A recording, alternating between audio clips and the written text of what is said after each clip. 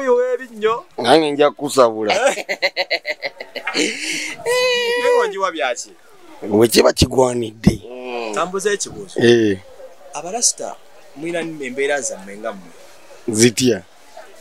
Za kuwoninga kulaalika bantu. Kye tukulaba kyoli. Kuba kusanze oli muntu mulamu nnyo okusinga kye ndowooza. Just kali ka character mwana. Kano ka character. Kati njagala onyanirize ng'omulasita bw'ayaniriza omuntu kwesike. Kwesike. Nyaniriza kati. Awagwa ndeya. Buli kyamanyi kiri wano. Soko jewe safiise tukuwe kyetabwano kwesike. Oyagala kutuusa bulamu jangu kwesike. Oyagala kyawa muntu asigale nga ina memories jangu mugule duvu. Wano kwesike buli kimu tukikola naawe. Era tetuseka nnyo ku bwatu kutolako butozi. Ndubeera nga ati kukomba kyamanyi. Mukwano gwange kubira nabo mukyalo esimu bawagamwe mbotseka. Kale nange waliwo enkitunuulira butunuulizi nekinzisa. Ate olumu ngenda nenerabira nti tetuli muzzu. Oba batsoke batuwe mu space. Oyagala kunkubira wano oseke nagaana okunkubira mu bantu. Oli bulungi. Andikiriya. Abantu ule kulinya tufunga si ya rasta. Litya. Ya comedy lyo tugenda lyo. Sunday case. Sunday case. Obulambuli butya. Alipo wagamba ati. Kigata n'Omutooro. Wakati combination yo mulasta n'Omutooro ndaba ekirwadde kyennyini. Kirwadde kiti. Ndaba we kirwadde. Mboka tuli kirwadde. Nga tuwesiimi ate neddagala fa balikola. Kati nga mugenda fe kirwadde. Andi kati fe eddagala te fe kirwadde. Tetusobola bawa ddagala mutuwoni. Performance yetugendamu. Nkusuubira okulaba ne Mutooro ku stage tujja tula tuwogere. Andirabayo tetwagala gatta bulandi. Tulina bulandi nyingi kyova omanya nemwe mukyemba mumanya just olabako waneemu. Tulinde endala zijje. Linda endala tugenda kuzisa. Tujja kutuula tulabe. Tugambe nti kino nakiri. Obadde mu industry ya comedy okumala akaseera. Kiki kyolaba ekyenjala Omutooro kyayina? Karakitayi. Abasinga bekoza bwekoza. Karakitayi. Ono mbofu yennyini. Karakitayi. Andi bana basinga bagegenye naye ye kyali. Ekitegeeza yawona wakatono nnyo obutaba Mutooro ddala. Era Mutooro. Mama we yetsimolo si yetsimolo. Totandika bintu ebyo wano ojja kusambira wano. Ate nga tetulwanira mu bantu. Tetulwanira mu bantu. Mutooro no muyinza okudda mu mubuza mbu abalimba. Mama ye Mutooro kati yatwala nyo side ya mama. Ate ye tata mu Bunyarwanda. Bamuyita Kateregga. Kateregga labadde koddi Omunyarwanda. Ali Abanyarwanda Kateregga bagire empologoma. Abadde empologoma Abanyarwanda. Anti kale tata we ali ku boda Uganda ne Rwanda. Aba Munyarwanda. Sibwe kiri. Sibwe kiri. Oyeddala oli Mutooro ina okumanyoko. Ninayo omukyala naye kale tojja kumwagala. Lwaki? Wanzaalo nnyo. Siyo yogoga. Kyekingano twala wenzale. Ne wamanirayo ka sister kange naye tojja sobola. Lwaki? Twagala ebintu bingi. Ngaki? Byogere. Osobola okutugulirayo boda bill. Notuzimbirayo n'emidaala gya chapati ng'esatu. Nga wala yitsi mwana. Twagala ebintu biba bingi. Yoyo gwagamba agenda tujja mu bwavu. Yoyo de. Era yoyo kati gwe tusibiddeko enkala. Bwemba boda 5. Boda 5. Tukuwerako n'ono. Najjangu mpaka. Boda 5 tukuwerako n'omukozi ewaka. N'ono yennyini. Nzijirako n'ensooka nkolayo ng'omupakasi omwezi. Mwezi myaka 2. Ate oba oyina mungu nga. Gwe boda 5 zimanyi. Omuntu abana kagali ku kyalo n'avuma. Boda 5 nzisobola. Bweta boda 5. Mumumpa 9 bakumpeerako. Kati ojjadde. Tetulwawo jjadde. Tusakatandika ebivolo. Kati sooka ompeeyo ka boda kamu. Just ebeera endobeso. Mpa element. Element njira nagireese. Ejjasa sababa. Twala Mutooro mulamba mukuwadde. Baba. Kati ndowooza nze ka boda nkasuubira. Mbadde element. Boda je. Gyosange bwe gyovuga. Ofudde mu bitiibwa. Naye nga se ng'omu karakita yammwe ensanyusa nnyo. Nze naze kukola shino sagikwedde batulaba nagyekoledde nga nze nejala mbakyalireko. Mwebale omulimu gwe mukoze. Naye abantu balekerawo tuyitamu amaaso balowooza mbu simabe balaba ku TikTok bye tuli okitegera twebaza nnyo Ajati wano wetsike bambi tutegerayo ng'abantu sigwe otumanyi kati nno singa tulabyeko jjo nejjo twabadde bwetu Mutooro linda waguze nga tonotaŋŋamba agiguze leero ku makya leero ono yaguze akasawo bali kuggwe tompeteramu alindako ekyawunya n'obupya olaba ono naye yaguze akasawo n'atayogera mwana nagemusikange ebanja zitseemu okulaba oli ku motoka y'omusajja ne poloti y'abandi olw'obikolako ki Justin nali kale nesudia nene bigana nga tsimanyi banyini byo babeera kumpi awo mwali bujjo karakta y'abantu abesudia ko byo byabwe Justin nze mwenyini nali neetega nebe bigana emuloza nali nkwata Justin nze nali kubyange nekikwatira yawe nengambo bana bano nenga Ajati ekikewe bali kutwagala mama banaye kati twawonyo obwayidula batuwulo kati nga gwe bozze kati eno office ale era tugenda kukola omukolo ofinsale yeno ofinsi yafu nga tuweze emyaka 7 nga tuli mu business ya kutunda bino ebintu by'omukisenge genda kukuwa ebyokunywa onywa kikaki soda ki akireeta n'abalabi bawe munywaki babuze kye bali leeta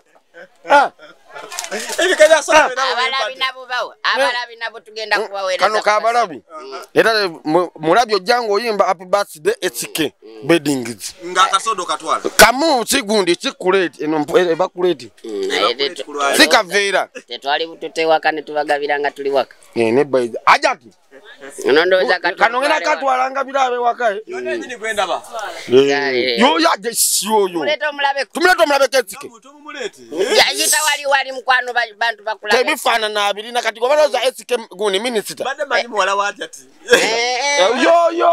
yo kabuto kabejja abejja waffe kati kabe imirira wali kasoka sembele kono kalono nnyo kwata kwere bende Ajati ati botu wafada tula kao katimu tukuletere n'abakozi Katumba wane wafunda Katumba tarifu kawu tuyina abakozi wano bayitirivu bozi gabagenda abana basobola okubasange nga wano twalina bangi nenga tusooke tubeereko mugenda kunzitamu omuntu koyogereko n'omunene kulamusiza Ajati kale sebo naye nkulamusiza nze bwenda boogera Ajati nga ze sikuwona birowoozo nga mmanyi oba muwala wa Ajati nze bampita Babi SK yes sebo abaana bano lwaki wabasembeza bantu balungi nnyo nga bw'okiwulira nagenda okulaba bye bagenda okusobola okukwatagana nange n'ensalawo mbayite tukolagane ffenna naye balungi nga wenkikomezza Ajati SK otunda bya mukisenge ategeeza tuli balungi mu mpisa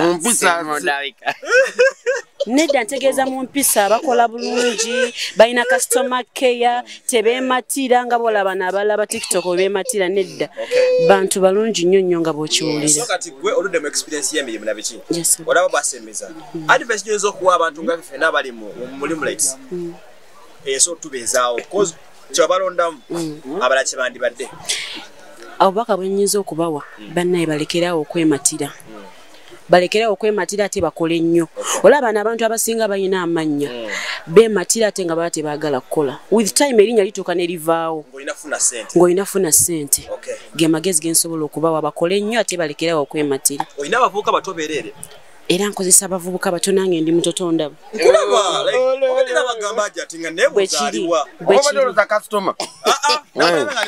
yono kibotere kati ffe tusimbudde olwo kikozesa abaana abato njagala bakole mangu ssente baleme zikola bw'ozikola nga okuze zimenya olina tandika buto n'ozikola n'osobola ozikozesa bulungi bwe kiri akalanga kali official nze bampita Babi SK tusangibwa wano ku Total Business Center opposite blocks ya Ham wayagadde bed cover blankets masuka mosquito nets ebitande ebyakabi ebikola massage tubirina bikola massage kikola massage kikubuza mukama wange ng'oluddeyo byonna mukisengere kigamba hey Mr welcome back bikola n'emirimu ewaka okusanga kyasiimu byonna bisangibwa wano ku SK banaye mujje mutuwagire amasomero gatandise tuyina ka back to school offer wandyagadde ogula mosquito net blanket piro amasuuka ag'abaana banaye mujje mutuwagire NGOs hotels mwenna tubakolako bannange bankuba kyeyo bannange tukola ne delivery bw'oba yagala delivery ng'oli eyo oyagala kusindikira abantu babeewako ebintu onkubirako kanamba kange ne tubibatwalira butereevu ewaka enamba yange eri 0700 609176 ndi bulungi boss nkolanga mukozi nkolanga muganda wa boss lady babi SK era tukowoola bonna abali eyo eyeetaaze ekyomu kisenge tukimukolako bulungi oyagala ku designinga nyumba oyagala ku designinga nyumba yo curtain roads aba hotel tawelo bathrobe mifaliso buli kimu okisanga ku SK Beddings kuba Mutooro tubadde nga tubalaba ku social media TikTok naye nga tetumanyi nga tumanyi abantu bwe bato beeraga nnyo bavimba naye ekituufu Mutooro Lasta bantu balamu era tusaba Allah abawe kye basinga okwetaaga era abawe sente abagaggawaze bafune sente mpitirivu nnyo kebeekute ku SK Beddings boss ready buli kimu ali skiti kijja kyaso okuzanya ne kunyumira skiti gibasonga okuzanya Rasta yajjanga ayita SK madam mwenye n'agamba nti alina ebintu byayagala ne tubireeta byonna naye nga agenda okukebera mu nsawo alina nusu 10 n'afundikira nga agamba bampemu akaveera yamaliriza aguza akaveera k'ekikumi bannemwebale kutuwagira twebazanya abatuwagidde SK bannemwebale nnyo ejo yabadde birthday yaffe nga tuweza emyaka 7 buli ayingira mu SK ofuluma n'ak'okunywa buli ayingira mu SK ofuna ak'okunywa ne t-shirt twebaza nnyo bannange bakasitoma baffe abalungi abali Dubai Saudi Arabia London bonna basobodde otuwagira Uganda mwenna buli omu gyali mwebale kuwagira SK era tubebaza nnyo nti abantu nga mmwe aba ne olobedda nkwa publicity nti abantu nga mmwe abaaniriza banabitone musaana okusupportingibwa era mbayita bannemwe buli abantu nga bano ono abayegase ku lubu lwaffe luli olaba mama Fina ba beef organic ba brands okubanga musupportinga tale nebisigadde ate okimanyi nti ono yayiseewo era njala okutegeeza wadde okolagana aba tiktokers tulina awards aba youtuber bannange tugenda kulonda tuzitegeka azijja twandyagadde SK Beddings igate kuwa sponsor tewali buzibusibu tujja begata tujja tukwataganya ate okimanyi yatwadde entambula katuyina emmotoka wevugereko singa za SK Beddings ogira bafa babaawo kasita ogira baawo tubatuyimiridde onatsikali tulina ekyo tumugamba kale kati anyway tukolewo ka skit kamuke kali eri akemmere ke twatugazaawo twakoleramu ne boss ogezanga nonkyawa ogeza ono sola kakola naye kati kwakole feka kakole noli sola kakola naye tusobola eno housing tejja kunyamba nekambuze kati niyo abalungi babasasula omwezi bwe balitandika osasula abalungi nja kwetetenkanya enaku zino tusasula kati nze wentuuka ku mukolo nawe nitubeera kandi gwe basooka okuwona balowooza oli asha nedda ssebo ate ffe balowooza tuli bagenyi bakulu teri mugagga mulungi ani akulimba mbakumenyere naffe twatandise okunyira mbakumenyere Gilbert Bukenye olwo lubu lwange kale badde musibule twagala okusibula nga tugamba nti banange musupporting eno YouTube channel yaffe bagiyita subscribe and share bagiyita YouTube channel yaffe Awaswa Emma YouTube channel ne Trust Media banange mba followingeko tugenda kuba tubawa content kubasigwe mundi ogusembe okusinkana SK page zona Facebook Instagram manegula nabuli wamu TikTok mobile money wonna liking page ya SK Beddings Limited tubasa mu commenting mukole ne order banange tulibetegefu baweereza ate bay 50% discount buli kintu kyokwatako page chatsinze ya wano ku Total Business Center bagiraikinga nnyo yo batubadde tusaba obongo editinga bateke muko kakalo bakafiluta Rakati. Omuntu aleme kutya nnyo. Branch yafe Namasuba. Sobola kujja mu kibuga. Tunayo ne ka branch e Namasuba. Nga toyagala kujja mu kibuga jamu biki branch e Namasuba nga wakava kutoto boti ngodde Entebbe. Wenyini nyini bova kutoto akazimba kaddako tusangibwawo SK Bedding. Ofilutalinga muko abantu baleme kutya. Oba kale woboteka kugundi kano ka kanjogere onkuba amalutu toyagala njogere okomba kyamanyi kale. Wamakati kola boti. Eno interview bayo tugireke tulidanga ne yerutiza. Ando no kimuluma nnyo. Black is beauty. Black is beauty. Depends on black on beauty. On women not men. Kwe wow. Ono moto jari nati black life. Kola boti. Soko vyo jawuliranga. Aja tuwebale nnyo wale ddala. Nawe bale nnyo kujja tukyalira banne toyanziza nnyo tweyanze. Era ogenda kufuna ekirabo ekinene nnyo. Bagenda okumpa ekirabo bannange.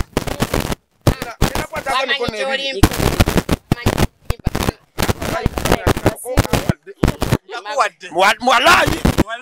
Kama walayi. Nenda kogenda kakosesachi.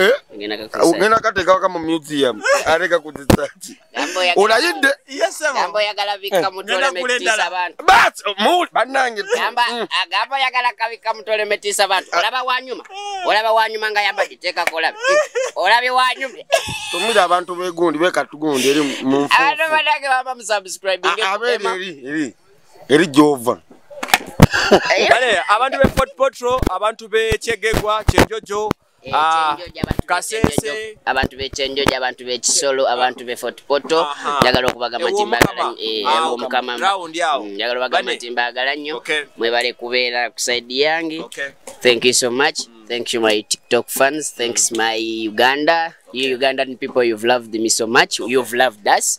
Thank you so much for that. So, abanga.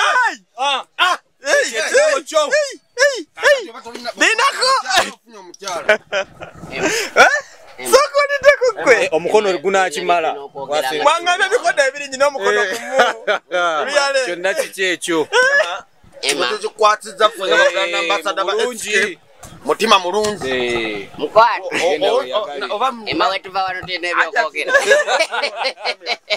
ajati wasoko je hapo batwele mukazoko je wadene gwe gani baita manyi ga katuvire oberene SK mutoke oyo maza abimalanga sakobeyo oli mufumbo ino mchana. Tula wano tula. Soko mbuli oli mufumbo. Tugenda byogerera wano. Owa ina girlfriend nakano oketaga ne. Nekano magala kampa. Nako tukakuwe. Kakulu nnyo. Oyino kubana. Oyina girlfriend obo oyina omukyala. Ajati. Ikakuwadde. Omukyala bwaba jali wa girlfriend. Thank you so much. You're welcome, dear. You're welcome. Ekinde sono nga kikulu nnyo bannange. Ye bannange. Soko tule Mutooro. Bambi neyanzeke. Ebyokufuka ku buliri bwo tubimaze. Otwala okunabira kati ku buliri bwo. Bannange onabirako. Onabirako ku buliri bwo. Nomala noisako bisaboti. Ajati. Okalabye naye ketegereze okalabye. Kana kalabye dda kano karabba. Kano kalina magic. Kati gwa batukolera mention. Gwe mention gwenga gwe. Ajati. Ekisooka kya byonna neyanziza nnyo. Tondabangako. Tomanyi naze kukyalira abaana bano kasipenda wenzija by the way nangamba jja nkuduka wenkole nga neyanziza you're welcome so much bampadde akantu kabafuka ku buliri toka kuliza kabafuka ku buliri kabafumbo kaina emirimu gyaffe mugitegeera olina okuba nako okujjawo ng'olina ekirwadde ekikusumbuwa oba olina mukyalawo nga takayina oyogoba omanya olina ekirwadde bwaba mukyalawo takayina waka oyogoba ye bannange omunasuza okusaidi kyeyo obuliri nagyekedde ofuna leero nasuza ndi munyiivu ekyasisa okunyiza okimanyi leero ogenda kusanyuka enzirusi yaffe yafunyemu obuzibu nensula nga ndi bubi naye kati ogenda kusula mu ssanyu mulimu bedi kava mulimu essuuka ne pirokesi kano koosookako wansi byonna byonna bibyo simena kyakugamba bane bino ebintu babimpadde kuva ku SK Beddings ku kizimbe Totala building